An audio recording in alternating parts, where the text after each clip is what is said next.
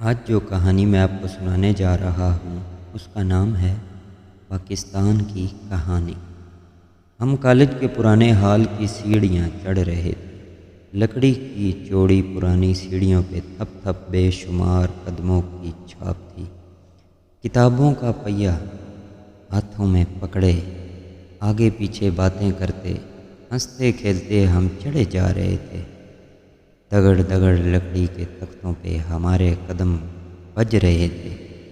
پرانے ہال کمرے کی اونچی چھت اور دور دور کھڑی سیدھی دیواروں سے پلٹ کے ہماری سرگوشیاں، باتیں اور مسکراہٹیں گونج رہی تھی کہ ایک دم سے کوئی اونچی آواز میں چلایا، پاؤں نہ رکھنا، دیکھنا، پاؤں کے نیچے نہ دے دینا اسے۔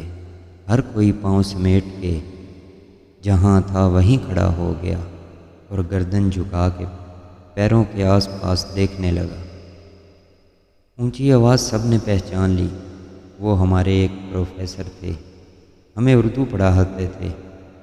روز انہیں سنتے تھے، پہچاننے میں کیا دیر لگتی، مگر یہ پروفیسر صاحب اس طرح چیخ کے کبھی پہلے نہ بولے تھے۔ یہ آج ایسی کیا انہونی ہو گئی؟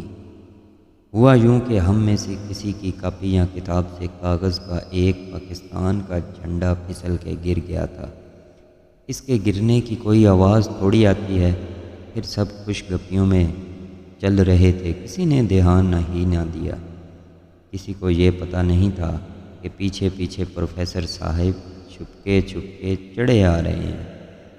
جس وقت وہ کاغذ کا جھنڈا کسی کی کتاب سے کھسکا تو اس پر پروفیسر صاحب کی نظر پڑ گئی۔ بس وہ چیخ پڑے۔ خیر، جھنڈا کسی نے اٹھا لیا۔ پروفیسر صاحب اوپر آ گئے، ہم ساتھ ساتھ چلنے لگے۔ ان کے چہرے پر وہی ہمیشہ کی مسکراہٹ تھی، وہی دھیما پن، شائستگی اور ڈھیروں پیار۔ مجھے ذرا سی حیرت تھی، چلو کچھ بھی ہوا، لیکن پروفیسر صاحب کیوں یوں چلا اٹھے؟ مجھ سے رہا نہ گیا۔ پروفیسر صاحب سے کہہ بیٹھا، سر میں تو آپ کی آواز سن کے ڈر گیا تھا۔ ہاں، ڈرنے والی ہی بات تھی، وہ مسکرا کے بولے۔ بات میری سمجھ میں نہ آئی، آپ کا خیال تھا کوئی گر جاتا۔ میں نے زیر لبی کہا، کسی کے گرنے میں کیا مذائقہ ہے؟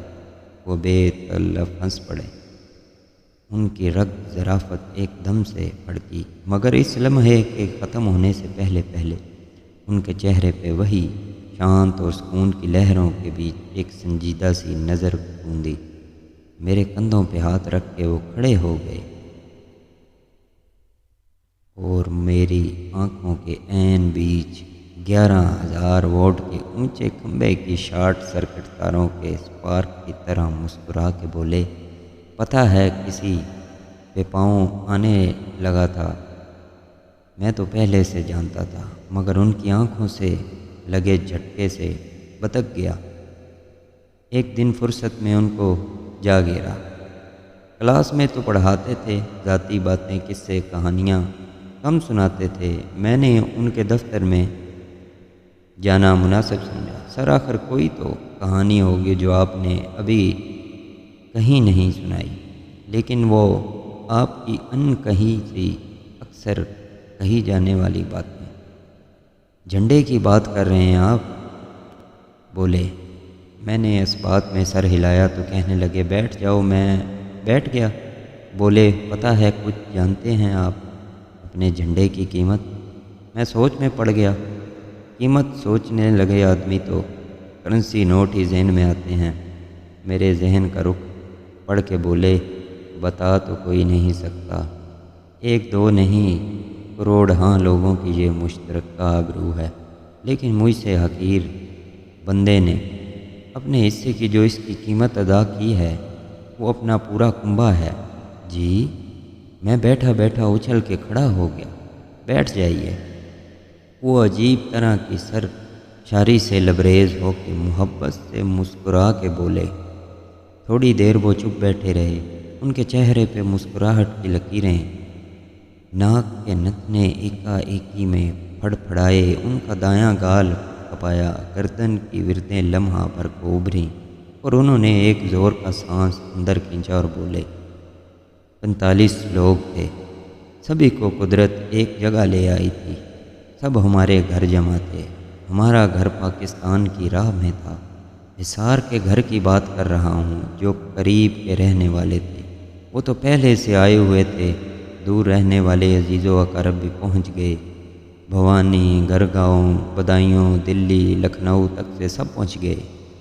ایک میرا بھائی تھا، وہ بولتے بولتے پھر رک گئے، رکے رکے مسکرائے، ان کی آنکھوں سے سسکیاں بھرے کہنے لگے، تمہاری عمر کا تھا، 18 سال 3.25 مہینے عمر تھی اس کی، ایک ماں تھی۔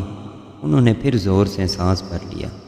انہیں میرے بھائی کے بعد گولی لگی تھی، کوئی 20-25 منٹ بعد میرا بھائی، ان کا جوان بیٹا، ان کے سامنے تڑپ کر مر گیا۔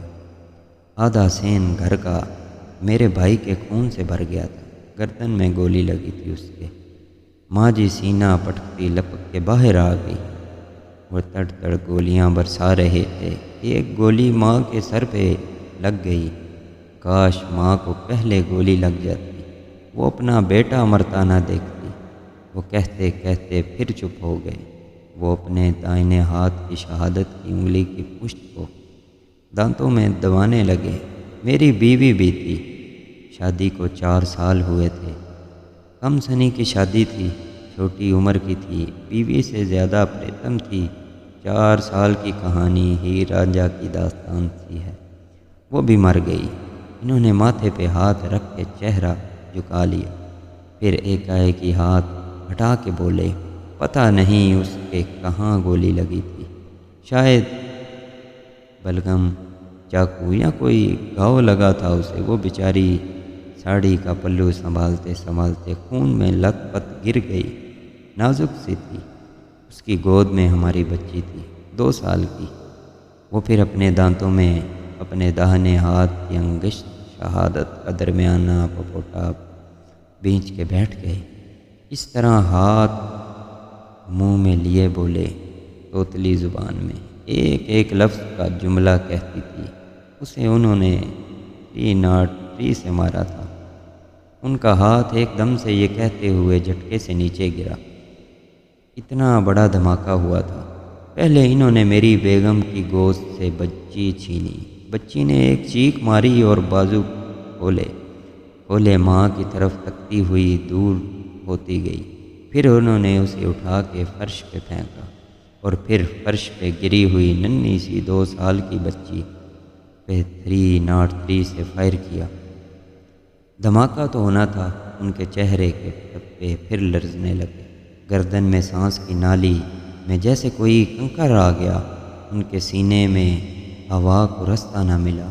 انہوں نے پھر زور سے ایک سانس اندر کھینچا، پھر تھوڑی دیر سر جھکائے بیٹھے، اپنا سانس درست کرتے رہے، پیروں میں پہنے جوتوں کے کونوں کو آپس میں ملا ملا کے چھوڑتے رہے، پھر سر اوپر اٹھایا اور بولے، وہ بہت لوگ تھے کنبے کے، میری خالہ تھی، ان کے میاں تھے، میرے خالو، ان کا بیٹا، ایک ہی بیٹا تھا ان کا، میرے چھوٹے بھائی جتنا، ایک ان کی جوان بیٹی، بس 2 ہی بچے تھے ان کے، کوئی بھی نہیں بچا۔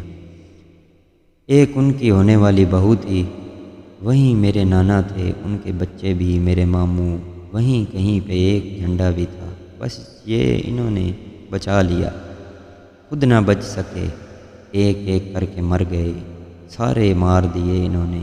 پھر گھر ان کی لاشوں سے بھر گیا، بھائی صحن میں ادڑا پڑا ہے، ماں اس کی لاش پہ اوندھی گری ہوئی ہے، دیوڑی میں بیوی کا جسم ساڑی میں چھپا مرا پڑا ہے، دہلیز کے پاس بیٹی کے جسم کے لوتھڑے ہیں، خالہ مری پڑی ہے، 4 قدم پہ خالو کی لاش ہے، پاس ہی کہیں ان کے بیٹے بیٹی اور بہو کی لاشیں ہیں، نانا ایک طرف گرا مرا ہوا ہے، کئی ماموں کٹے پڑے ہیں، 45 لوگ، تمہیں کیسے گنواؤں؟ انہیں بولتے بولتے سانس چڑھ گیا۔ انہوں نے تیز تیز 2-3 سانس لیے، پھر ایک گہرا سانس سینے میں بھر کے اسے لرزتے ہوئے جھٹکوں سے لیتے ہوئے بولے۔ انہوں نے پھر لاشوں کو کھینچ کھینچ کے اکٹھا کرنا شروع کر دیا، ایک دوسرے کے اوپر اناج کی بوریوں کی طرح میرے لوگوں کے ڈھیر لگا دیے اور وہ سر سے پاؤں تک کچھ کچھ کہتے کانپنے لگے۔ کچھ دیر تک ان کا جسم کپا رہا تھا، کوئی بات ان کے ہونٹوں پہ تڑپ رہی تھی۔ پھر ایکا-ایکی ان کا جسم ڈھیلا پڑ گیا۔ ذبح ہوئے ہوئے قربانی والے جانوروں کی کوئی بچی ہوئی چیخ جیسے آواز میں وہ بولے۔ پھر انہوں نے ساری لاشوں پہ تیل چھڑک کے آگ لگا دی۔ شر شر کر کے سب جسم جلنے لگے، میری ماں، بھائی، بیوی، بچے، سب۔ میں خود انہی لاشوں کے انبار میں پڑا تھا، پتہ نہیں کہاں کہاں زخم تھے، خون میں بھرا بے ہوش بے سر پڑا تھا۔ کچھ جل گیا جسم میرا بھی، پتہ نہیں کب آگ بجھی، کب میں اٹھا، خدا جانے کیسے لاشوں میں پڑا سانس لیتا رہ گیا، بچ گیا، وہی جھنڈا اٹھا کے ادھر آ گیا۔ اب تم بولو، میں اس جھنڈے کو گرتا دیکھوں تو چیخ بھی نہ ماروں؟ کمرے میں خاموشی سناٹے کی طرح گونجنے لگی۔ پروفیسر کے دفتروں کے ہجوم میں ان کا چھوٹا سا کمرہ خاموشی سے بھر گیا۔ انہوں نے ایک دم سے اپنی کرسی ہلائی، میز کے قریب کیے، میز کے اوپر ایک کونے پر پڑے پتیلے کے سٹینڈ پہ لگے پاکستان کے جھنڈے کو آہستگی سے ہاتھ لگاتے ہوئے بولے، اتنا سا جھنڈا تھا، پتہ نہیں وہ کہاں سے لے آیا تھا، یہ تو مخملی سے کپڑے کا ہے، وہ عام سے کپڑے کا تھا، پتہ نہیں کس کے دوپٹے سے پھاڑ کے بنایا تھا۔ سارا دن وہ اس جھنڈے سے کھیلتا رہتا، جدھر جاتا جھنڈا ساتھ، اس پہ چاند تارا کاغذ لگاتا، سفید کاغذ کا گوند سے چپکاتا، پتہ نہیں وہ بچہ کن کا تھا، انہی عزیزوں میں سے کسی کا تھا، سبھی قریبی رشتہ دار تھے، سبھی اس بچے سے ایک جتنا پیار کرتے تھے، وہ بچہ بھی انہی لاشوں میں تھا، اتنی چھوٹی سی لاش تھی اس کی، کملائے ہوئے پھول جیسی۔ جب سب لاشوں کو آگ لگ گئی تو اس بچے کا جسم بھی جلنے لگا، اس کا جھنڈا بچ گیا، اس نے جھنڈا اپنے قد سے اوپر کہیں دروازے کی کونٹی میں پھنسایا ہوا تھا، وہ بچ گیا، خود جل گیا، چھوٹا سا بچہ تھا۔ برتھ ڈے کیک کی موم بتی اتنا کسی نے پھونک بھی نہ ماری، سارا پگھل گیا۔ اس کی چھوٹی بہن پھونک مارنے آ گئی تھی، اس سے بھی چھوٹی بہن تھی، اسے پتہ نہیں لاشوں کے ڈھیر میں گرے کیسے ہوش میں آ گئی۔ ہوش تو تھوڑی مجھے بھی آگ لگنے کے بعد آ گئی تھی، مگر مجھ سے اٹھا نہ گیا۔ وہ بچی اٹھ کے اپنے بھائی کے پاس آ گئی، بھائی کی لاش جل رہی تھی۔ بچی ہاتھ مار مار کے بھائی کے کپڑوں کی آگ بجھانے لگی، آگ بجھاتے بجھاتے اپنی توتلی زبان میں کہنے لگی، بھائی اٹھو، اٹھ جاؤ، آپ کے کپڑوں کو آگ لگ گئی ہے۔ یہ کہتے کہتے اس بچی کے کپڑوں کو بھی آگ لگ گئی۔ مٹی کا تیل تو پہلے ہی اس پہ انہوں نے چھڑکا ہوا تھا، وہ اگربتی کی طرح چلاتی، چیختی، گھومتی، تڑپتی مر گئی۔ سارے مر گئے، میں پتہ نہیں کیوں بچ گیا، زخم تھے، جسم جلا ہوا تھا، اسی شہر کے ایک اسپتال ایک کمرے میں پھر لٹا دیا گیا۔ مجھے یاد ہے وہ رات۔ وہ کچھ سوچ کے میز پہ دونوں بازو ٹیک کے بیٹھ گئے، ہاتھ دونوں پھیلا کے انہوں نے اپنے چہرے کی دونوں طرف رکھ لیے اور بولے، چاندنی رات تھی وہ، وارڈ کے باہر کھلا میدان تھا، سارا میدان نظر آ رہا تھا، چاندنی اس میں کفن کی طرح پھیلی ہوئی تھی، میرے بستر کے ساتھ ایک کھڑکی تھی، کھڑکی سے سب نظر آتا تھا۔ اچانک باہر کسی ٹرک کے آنے کی آواز آئی، پھر ٹرک کی ہیڈ لائٹس چاندنی سے بھرے صحن پہ لہرائی۔ تھوڑی دیر بعد ٹرک سامنے سے میدان میں آ کر کھڑا ہو گیا۔ عجیب ہیبت ناک سا لمحہ تھا وہ۔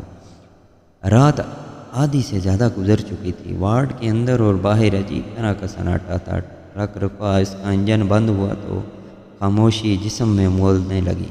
دو چار اسپتال کے عملے کے لوگ ٹرک کے پیچھے گئے، کھڑک کر کے ٹرک کے پیچھے کا آہنی تختہ کھلنے کی آواز آئی، پھر خاموشی بڑھ گئی، ٹرک کی لائٹس بند ہو گئی، چاندنی دھیرے سے پھر کفن کی چادر لیے صحن میں آ لیٹی۔ ہولے ہولے چاندنی کا منظر نظر آنے لگا۔ ٹرک کے پیچھے گئے اسپتال کے عملے کے لوگ ٹرک کے اندر سے کچھ مردہ جسم اٹھا کے زمین پہ لٹانے لگے، میرا سانس رکنے لگا۔ ایک ایک کر کے پوری 45 لاشیں انہوں نے چاندنی میں کھلے آسمان کے نیچے لٹا دی۔ میں پہچان گیا تھا، وہ میرا پورا کنبہ تھا۔ پھر میرے وارڈ کے کمپاؤنڈر نے تصدیق کر دی، یہ سب میرے کنبے کی لاشیں تھیں۔ میرا سارا کنبہ، میرا پورا خاندان اسپتال کے مردہ خانے کے بند کمرے کے باہر کچی زمین پر مردہ پڑا تھا۔